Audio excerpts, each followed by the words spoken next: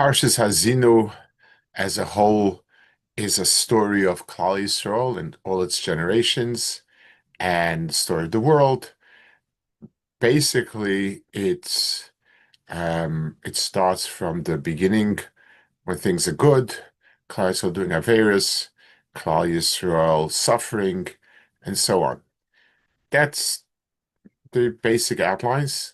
Obviously, a lot of nuances, a lot of different things, but we do get the sense, both in the Shira and certainly in terms of Jewish history, that it has been a lot of upheavals and mistakes and averis and punishment and so on. The Akeda poses a very, very important question here. The Akeda asks, we have HaKadosh Baruch Hu made us with our strengths, with our weaknesses, and knew, should have known how well we'll do on that. And the fact that we failed again and again and again, what does that mean? Does it mean Chas v'Shalom HaKadosh Baruch Hu didn't know how vulnerable and weak we were? That can't be. Does it mean that he knew but doesn't care? That also doesn't make sense. So how do you understand it exactly? We're not talking about a particular person, a particular incident. We're talking about Klal Yisrael that he wants and Klal Yisrael that he is the purpose of creation was for, and they have failed again and again and again. That's what's happened. That's what the Shira is saying. Each time they failed, and that's what our history says. We failed many times, and so on. That's and it puts us in a dilemma. The It puts us in a dilemma of where do we find fault, chas v'shalom? Neither of the two are possibilities. So how do we understand it? So the Akeda says something here that is really, really uh, uh, um, fundamental in understanding what has been happening.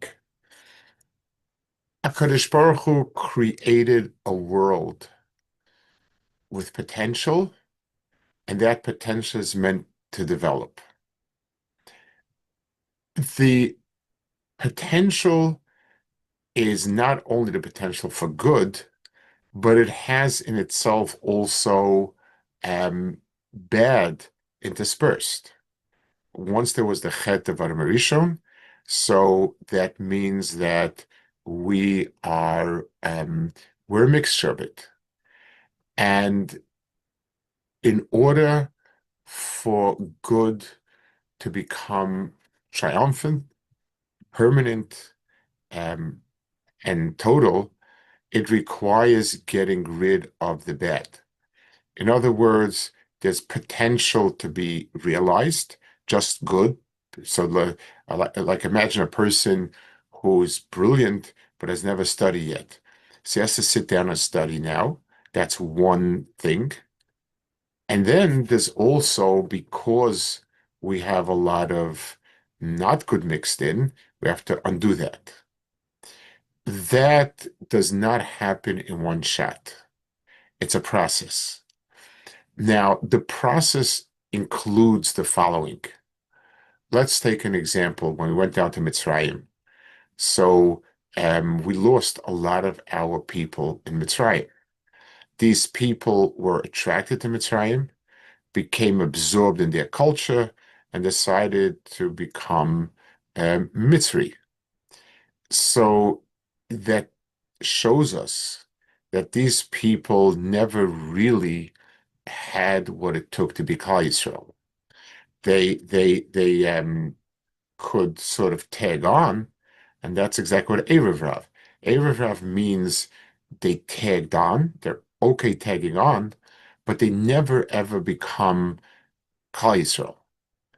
So in the time that happened, in every single goals that we were, in every single challenge, the The falling and the people that fell were people that obviously didn't have what it took to make it till the end with Klal Yisrael. They were more akin to the people, whether it's the Yevonim or whether it's Misyavnim or whether it's the people who Lolin converted to Christianity, whatever it was, all of that was who they were and what they were. So it fell off. When it fell off, two things happened. We rid ourselves of those that were really not part of Klal Yisrael, and the others became strengthened.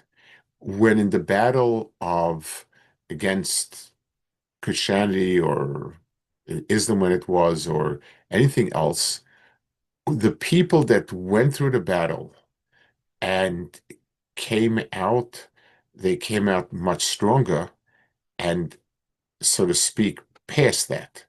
They were past that about Zarah and so on. So we're looking, we termed it a series of failures. So, one failure, second failure, third failure, a lot of failures. That's not correct. It's a process. HaKadosh Baruch Hu wanted it to evolve, not that he would wave a wand and we would turn into tzaddikim.